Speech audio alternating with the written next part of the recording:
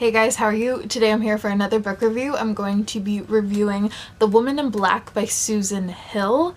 I read this one just a couple days ago, so I'm also really excited to talk about this one with you. This book was originally published back in 1983, I think I want to say, and which is very interesting considering reading the book and seeing the writing style, which I'll get into in a little bit.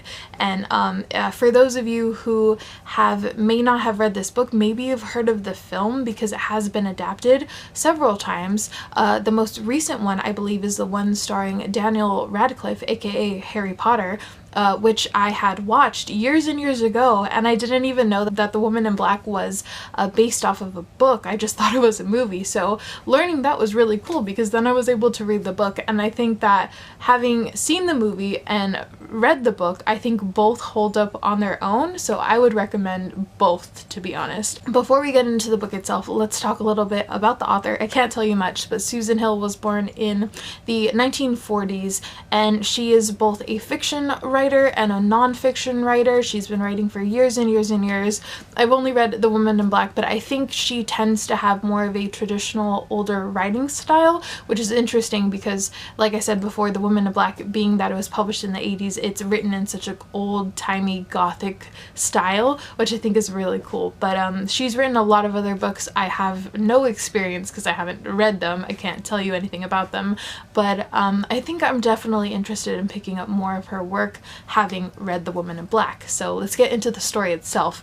The story follows our main character, Arthur Kipps, I believe is his name, and in the beginning of the story we follow him as he's older. He's probably in his 50s or 60s, who knows, but he's with his family and they're in their home and they're telling each other ghost stories. They're just telling each other fun ghost stories, but then when it comes to Arthur, he sort of in a way freaks out because that makes him uncomfortable, because he himself has actually experienced a ghost story himself that's real to him, that he has never shared before with anyone, that he's kept so close to himself. And so he finally decides to share it by writing it out and telling us, the reader, you know, we read it with him as he tells us the story of what he went through.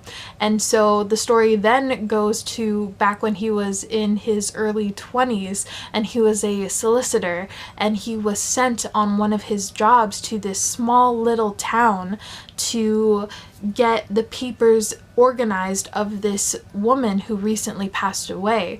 And when he reaches this area, the town is odd and strange because he finds out that there is this woman. He sees this woman in white and he asks people around the town about her, but no one wants to talk about it. No one wants to tell him what's going on. They're very hush hush. So it's a very spooky little town, to say the least. And when he goes to the home where this woman passed away, people tell him, you know, don't stay the night over there. Stay in the little tavern that you had. Do not stay over there. But he decides to stay in the home regardless because he has to sort through all these papers. He has to find everything, and everything's in a disarray.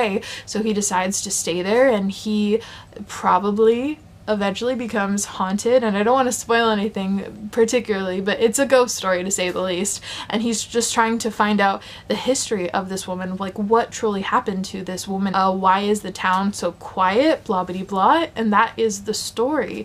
And with that being said, I do want to say, like I said in the beginning, this is more of a gothic novel. It's written in the traditional gothic style.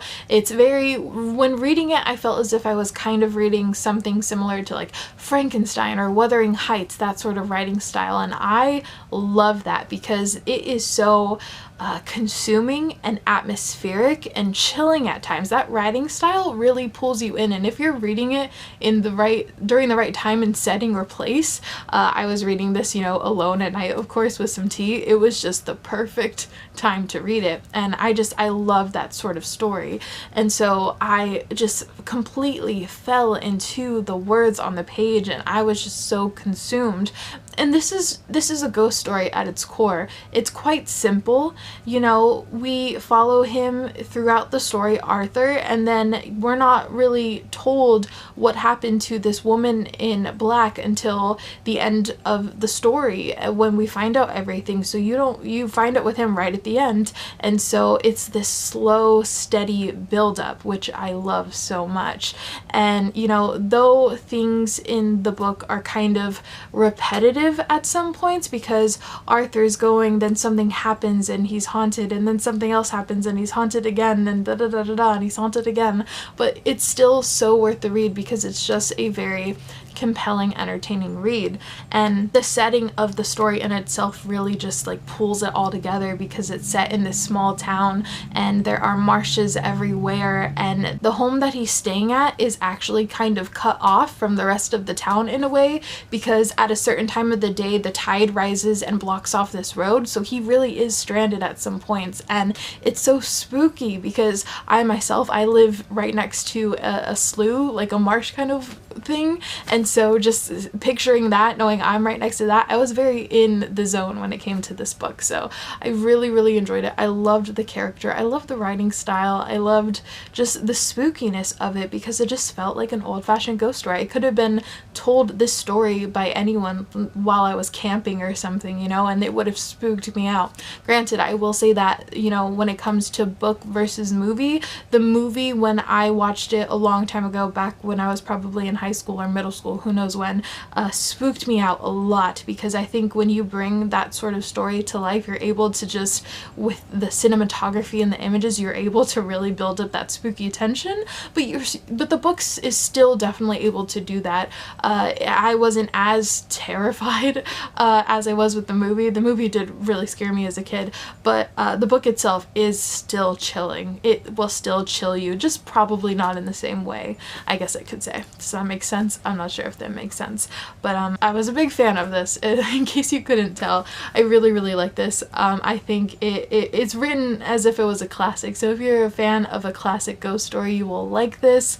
I would recommend to anyone that loves anything, like I said, gothic-y, but besides that, I don't know if I have anything else to say. It's just a really good story. It's quite short as well. It's only about maybe 200 pages or 190 something pages.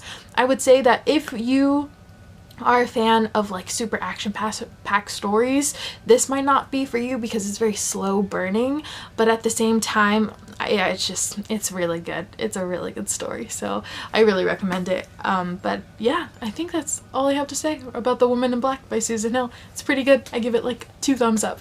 Yeah, okay, that's all I really have to say. That's my review. I would love to know if you have read this. Let me know your comments in the comment section below. What are words? I'm so sorry. It's after work, it's getting dark, and I'm tired, and I need to go make some dinner, so I'm gonna go do that. I'll see you guys later. Bye.